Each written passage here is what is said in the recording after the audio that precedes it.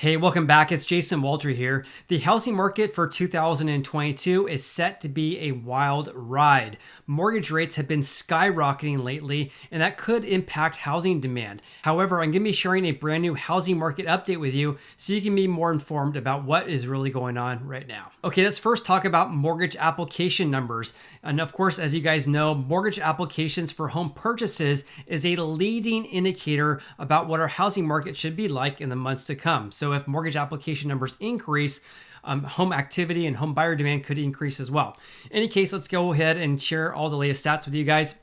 This is according to the Mortgage Bankers Association, or the MBA. They just reported this yesterday at the time of this video.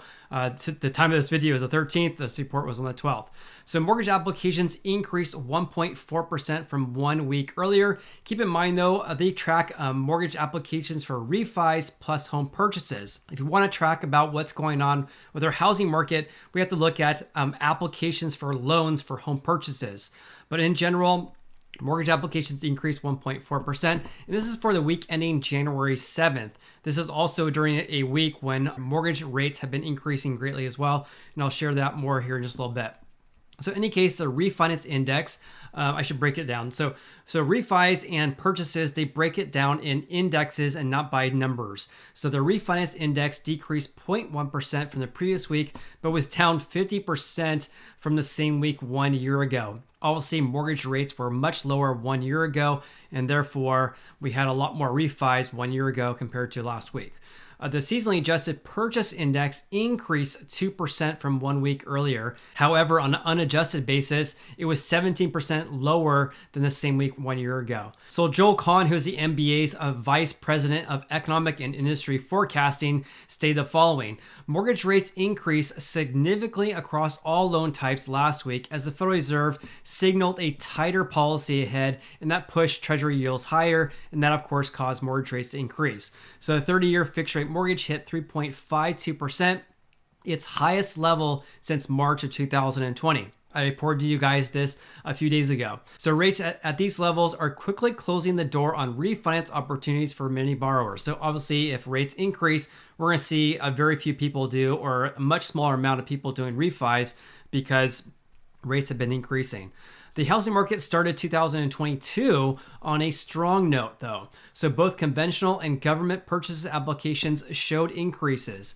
So with FHA purchases, FHA is when you put 3.5% down. So applications for home loans for FHA loans increased almost 9%. VA applications increased more than 5%. So VA applications are people who put 0% down, who are in the armed forces or are retired. The MBA expects solid growth in purchase activity this year. However, the strength in growth will be dependent on housing inventory growing more rapidly to meet demand. Obviously, we need more houses to be listed for sale in order to slow down this homebuyer demand. And that brings me to a new report from Redfin that was actually just posted today. I want to bring this to you guys, your attention here. So they're saying that January is shaping up to be the most competitive month in housing history. That's saying a lot. The median sold price surged 16% year over year during the week ending January 9th to an all-time high of $365,000.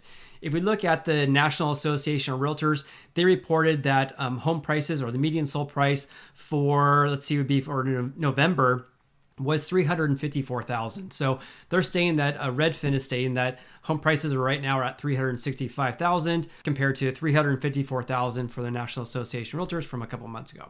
In any case, these high home prices, of course, is due to a supply drought and demand increasing. I'll talk more about that here in just a little bit. The number of homes for sale fell to a new low as listings hit the market at a slower rate than they did earlier last year. So this is the number of houses for sale. So housing inventory. What makes up housing inventory? That's the number of new listings that hit the market, and also it's affected by the number of home sales, right? So if you think of let's just say a bucket, you're filling water into that bucket, that's new listings. And when you pour water out of the bucket, that's when a house gets pending or when it sells.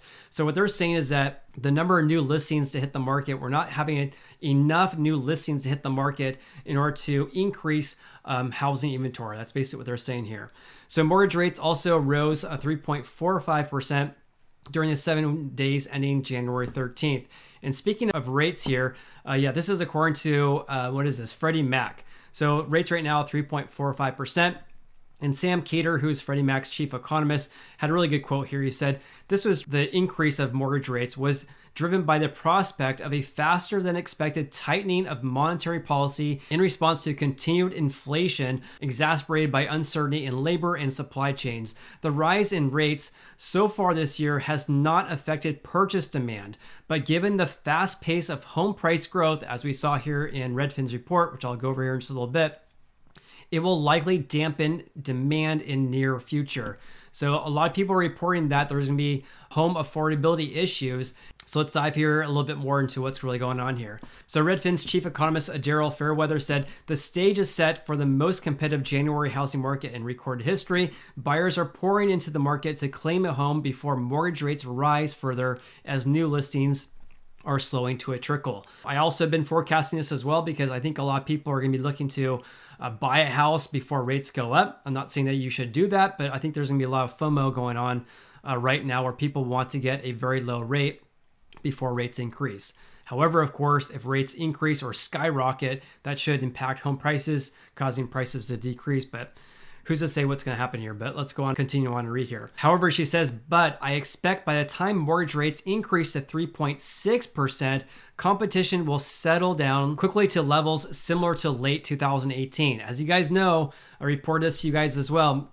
In late 2018, mortgage rates increased about 1% in a very short period of time. And we're also seeing that as well because rates have increased about 1% since August of last year until now, and about 0.5% just over the course of the past few weeks. And here's a funny quote I thought. This is from a Portland Redfin agent who says, as competitive as the market is right now, I advise buyers not to write an offer on a home they don't really like. Isn't that kind of obvious? Why would you advise your client to write an offer on a house they don't really like? Obviously, you're going to be writing offers on houses you only like. Anyways, I thought that was funny. So here's a key takeaways of the 400 plus U.S. metro areas. And this is for the 4-week period ending January 9th.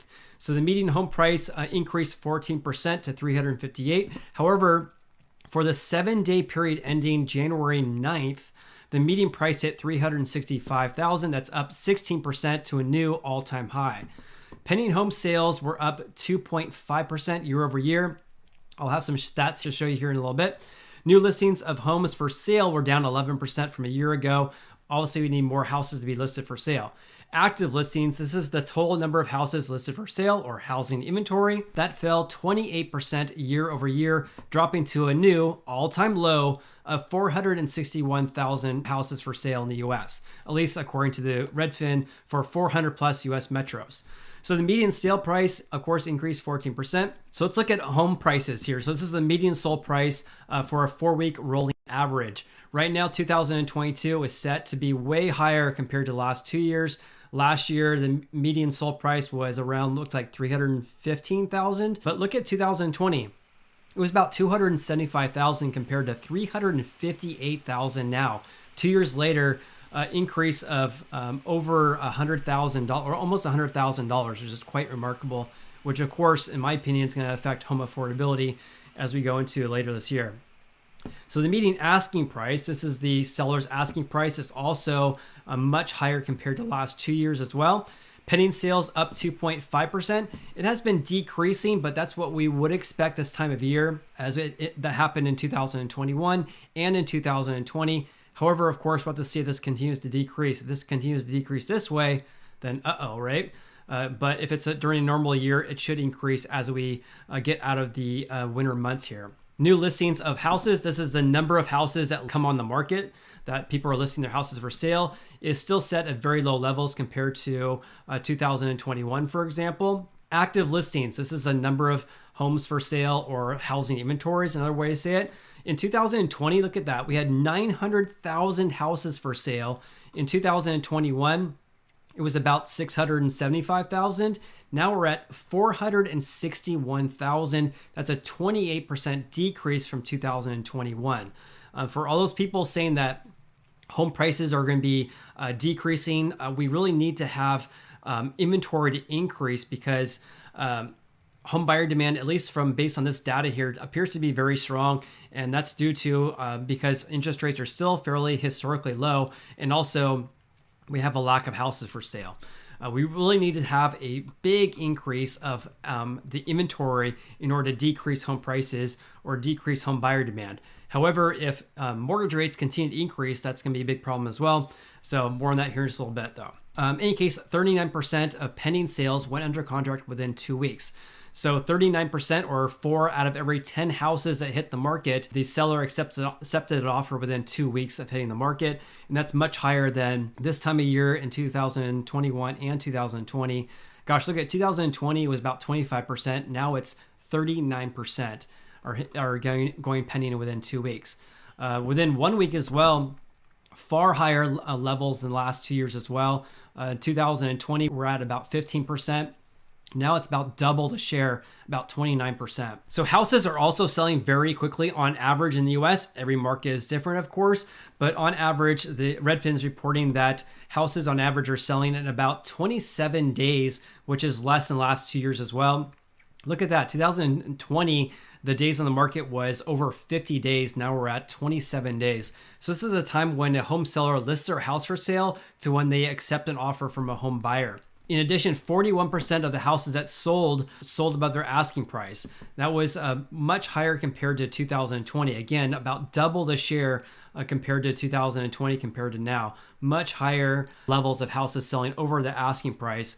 And you can see this here as well because home sellers right now are not needing to decrease their asking price on average in order to get an offer accepted because only 2% are decreasing their asking price.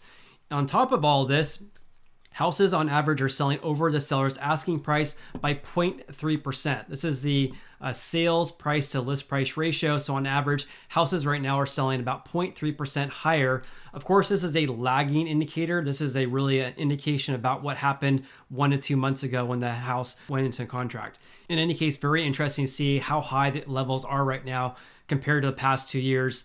Look at that. Past 2 years, we were at less than 100%. Now we're over 100%. We'll have to see what happens in the months to come. So in case you missed my video from the other day, I want to show you how high mortgage rates have increased lately. So they bottomed out really at the beginning of August. This is according to Freddie Mac. This is on the Mortgage News Daily's website, but Freddie Mac reports the average 30-year fixed rate mortgage on a weekly basis. So it really bottomed out about 2.77%. on August 5th of last year and really skyrocketed ever since then.